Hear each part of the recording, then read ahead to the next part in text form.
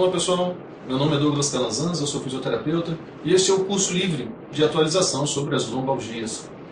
Eu pretendo fazer uma abordagem bem prática, principalmente para direcionar o tema para uma fase aguda da lombalgia, que é o que mais aparece para nós. Tentei organizar de maneira que seja adequada para a nossa realidade, quer dizer, que seja para o fisioterapeuta inserido no serviço público, no PSF, ou o fisioterapeuta que atende em domicílio, sem tantos recursos. Vou trabalhar também o que aparece nas evidências atuais, mas vale lembrar que não houve uma evolução no tratamento da lombalgia. O que houve foi um aumento no custo de novas abordagens que surgiram, mas o que há de mais antigo é, por enquanto, o que há de mais seguro. Mas para dar uma introdução ao nosso curso de atualização, é bom saber que a lombalgia é uma das razões mais frequentes nos atendimentos médicos e nas clínicas de fisioterapia. É curioso que a frequência das lombalgias só perdem para a gripe comum. Um outro fator é o custo social muito elevado. E tem vários estudos mostrando, não só aqui no Brasil, mas especialmente nos Estados Unidos, na Europa, quanto custa essa dor lombar. O paciente para de trabalhar e muitas vezes por um período prolongado, outros necessitam ser aposentados em função disso. Fora disso, temos outros custos relacionados, como os exames laboratoriais, a medicação, consulta médica e tudo mais, realmente apresentam um custo social elevadíssimo. Por outro dado também, muito importante, é que 70% dos adultos terão dor lombar em algum momento da sua vida. Mas, para nos tranquilizar, deste montante, apenas 14% perduram os sintomas por mais de 2 semanas. Em termos de abordagem terapêutica, nós fazemos o diagnóstico em cima de 3 eixos. A gente faz um raciocínio causal, um raciocínio probabilístico e um determinístico. O paciente que está na nossa frente, contando história, apresentando os exames laboratoriais, instintivamente, a gente usa esses raciocínios. A gente busca uma explicação mais coerente para essa dor. No raciocínio causal, a gente busca explicar as queixas do paciente a partir de um conhecimento clínico e fisiopatológico de determinada doença. No raciocínio probabilístico, estima quantitativamente a probabilidade de ocorrência de uma doença em determinado momento. Um raciocínio determinístico são apresentações específicas com os usos de regras diagnósticas. Dor lombar. Quais são as estruturas envolvidas na etiologia? Podemos dizer que são lesões músculo-ligamentares, alterações degenerativas dos discos intervertebrais e articulares, estenose medular, anormalidades anatômicas da coluna, doença sistêmica subjacente, doenças abdominais.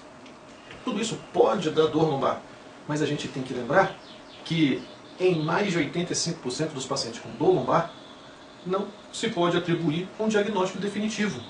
É aquela situação que você fala, puxa vida, eu não consegui descobrir a causa. Quer dizer, em 85% é idiopática. Todas as dores mecânicas correspondem a menos de 10% dos casos. Um outro dado sobre a etiologia é a associação entre sintomas, alterações fisiopatológicas em exames laboratoriais, em geral, muito fraca. Em geral, a gente busca em exames laboratoriais para comprovar alguma coisa e acaba descobrindo outra completamente diferente. Mas essa explicação encontrada no exame é um diagnóstico definitivo. E outro dado em relação à etiologia, e tem vários estudos apontando para isso, é evidência da hérnia de disco são encontradas em até 30% das pessoas normais. Quer dizer, às vezes a gente faz uma tomografia no paciente, aí você fala assim, descobri uma hérnia de disco. Mas a gente tem que lembrar que 30% desses casos com hérnia de disco não explica a dor lombar. Talvez, no nosso caso, essa seja a parte mais importante. Toda vez que chega um paciente para nós, sempre devemos responder a essas 3 perguntas. Essa abordagem é uma coisa útil no manejo e no diagnóstico da dor lombar. Vale a pena responder. Vamos lá, as perguntas. Há doença sistêmica séria causando dor? Isso já nos alerta para uma possível metástase ou qualquer uma doença sistêmica. E respondendo isso, a gente pode ir adiante. Quer dizer, há comprometimento neurológico que requer uma avaliação cirúrgica? Isso é uma pergunta interessante, né? Pois a manipulação, a mobilização de paciente com indicação cirúrgica, nós poderemos causar danos sérios. E por fim, e principalmente para o fisioterapeuta que trabalha no PSF, né, com pacientes muito pobres, né, há sofrimento social ou psicológico que possa amplificar ou prolongar a dor? Quer dizer, atualmente eu trabalho com uma área mais pobre, a clínica popular. Eu percebi que há uma epidemia de dor lombar. Muitas pessoas referindo dor e pedindo-lhe um atestado para encostar no INSS. E por mais que você aborde de uma maneira diferente e uma maneira interessante da dor, às vezes o objetivo do paciente, muitas vezes, e nem sempre consciente, é o encosto. É a garantia de uma renda, por menor que seja, mas para eliminar aquele sofrimento. E aí, quando eu me dei conta disso, aí a abordagem mudou um pouco. Fundamental da abordagem é a história, e isso a gente já está cansado de saber. No exame físico, o eixo ele corre para frente e ele tem que usar musculatura acessória para se endireitar. Isso pode ter reflexos importantes. No exame do abdômen, para ver alguma massa, alguma alteração, um exame de pele, né, também é muito simples, e a gente costuma ver pacientes que passaram pela emergência, por exemplo, e um herpes zoster, e daqui a pouco a gente olha lá, e isso explica a causa da dor muito facilmente. A questão da própria coluna, né, a postura, a contratura, os sinais flogísticos, pontos dolorosos, né, que isso é muito interessante ver. A manobra de Lasky clássica para a gente avaliar se tem ciática ou não, né, e acaba sendo positiva se tiver uma dor menos de 60 graus e agravada pela dorsiflexão do pé. E ele tem uma fidelidade de 80% para a hérnia de disco. Os sinais de alerta são sinais que devemos estar de olho. Né? Paciente menor de 20 e maior de 50 anos, infecção pelo HIV, né? Um outro tipo ou qualquer outro tipo de imunossupressão. Né? A história de câncer, se o paciente já tiver uma história de câncer de próstata, de pulmão, né? A gente tem que ficar de olho. A manifestação sistêmica, febre, sudorese, perda de peso, suspeita de fratura, dor constante e progressiva. Né? O paciente chega e a gente trata e a dor se mantém ou ela tem piorado. A dor noturna, né? Alterações no controle esficteriano, o paciente não consegue mais segurar as fezes, a urina. Né? Os sinais de isquemia periférica, todos esses sinais temos que ficar muito em alerta. Né? Bom, os exames laboratoriais, só para a gente ficar tranquilo, não são necessários na maioria dos pacientes. A não ser se o paciente apresenta os sinais de alerta. Aí vão servir aí unicamente para excluir a patologia mais grave. Agora, que exames poderia ser útil nesse caso? Temos aí o VSG para excluir infecção, o hemograma também é muito bom, né? O exame comum de urina, cálcio, fósforo, fosfatase, o PSA, né? Em homens de maior de 40 anos. Agora, não quero dizer que a gente deve pedir esses exames de rotina, né? Devemos pedir conforme a orientação, conforme os sinais de alerta. Um raio-x, por exemplo, serviria para estar excluindo uma fratura, um tumor, uma infecção, uma ressonância magnética, né? Quando tiver um dano neurológico severo, uma cintilografia óssea, né? Quando tiver uma suspeita consistente de infecção, de câncer, um processo inflamatório, né? Um exemplo, uma radiologia normal. Agora, os estudos radiológicos, o raio-x, a maioria das estruturas envolvidas na lombalgia não são evidenciadas no raio-x. Né? Ali há uma baixa ocorrência de achados úteis, não muda a terapêutica inicial, os resultados potencialmente enganosos, né? Pode sugerir aqui, nos direcionar para um lugar errado. Né? Temos que nos preocupar que há uma irradiação substancial das gônadas, um desacordo entre as interpretações, e lembrar que não é o melhor exame para evidenciar a desmineralização óssea. Às vezes parece lá no laudo. Né? Osteoporose não é um exame muito bom para isso.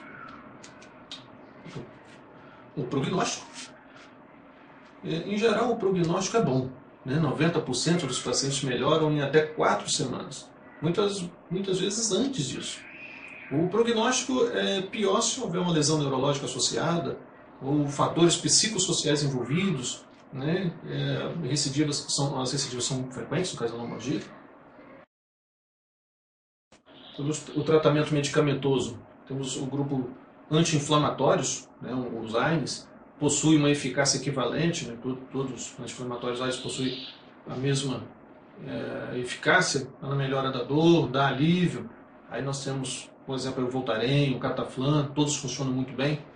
O paracetamol, né, outro ótimo anti-inflamatório, né, e funciona de forma diferente. Às vezes vale a pena associar um ao outro, ainda que seja temporariamente. E outra coisa que funciona muito bem é manter a atividade física usual. Não estou dizendo que o paciente deve fazer atividade física para passar dor, mas ele não deve ficar em repouso. É interessante associar relaxantes musculares, apesar de ser controverso, alguns médicos não aceitam isso, mas tem uma boa resposta sim. Né? E empiricamente você nota isso aí, tem uma boa resposta. Agora, o que a gente sabe que não funciona na fase aguda? Ficar em repouso no leito. Houve um tempo que se dizia, né, que deveria ficar de repouso, né, mas isso tende a piorar. E você voltar às suas atividades de vida diária também demora mais. Exercícios específicos na fase aguda. Na fase aguda, né, apresenta dor, o alongamento ou qualquer outra atividade, isso não vai funcionar. Então, na fase aguda, tem que trabalhar mais com analgesia. Vitaminas, né, o complexo B, é frequente ouvir, né, vou tomar um complexo B para ver se melhora, né, mas não funciona, isso não funciona. Cirurgias, somente naqueles casos específicos e indicados aí pelo médico. Há ainda aqueles tratamentos que não sabemos, né, se realmente ele funciona. Né, às vezes por falta de evidência, falta de comprovação. Né? O calor local ele tem evidência moderada, né? Ele tem bons efeitos, ele relaxa a musculatura, então isso aí tem uma indicação, apesar de poucos estudos, mas há uma indicação sim. Já o gelo, né, trabalhos realizados, eles não são conclusivos, não sabemos se funciona. Medicamento tópico, ainda não tem trabalhos que demonstram a utilidade na fase aguda. Os medicamentos injetáveis, o intramuscular, as infiltrações com corticoide, não tem um estudo que realmente isso funciona. Massagem puramente, não tem estudo que isso realmente funciona. Né? A acupuntura, apesar de estar aí, né, dentro das categorias médicas, fisioterapeutas, mas é o mesmo caso, né? Não tem uma comprovação, principalmente quando a origem do problema for neurológica, não tem apresentado bons resultados. Né? Mas parece funcionar melhor aí quando a origem for muscular. Então, escola de postura, né? Não se tem uma comprovação, né, de que isso vá realmente melhorar. Opioides leves de rotina. Bom, eles só apresentam alguns efeitos indesejáveis, né? Isso tem que ser usado com muita cautela.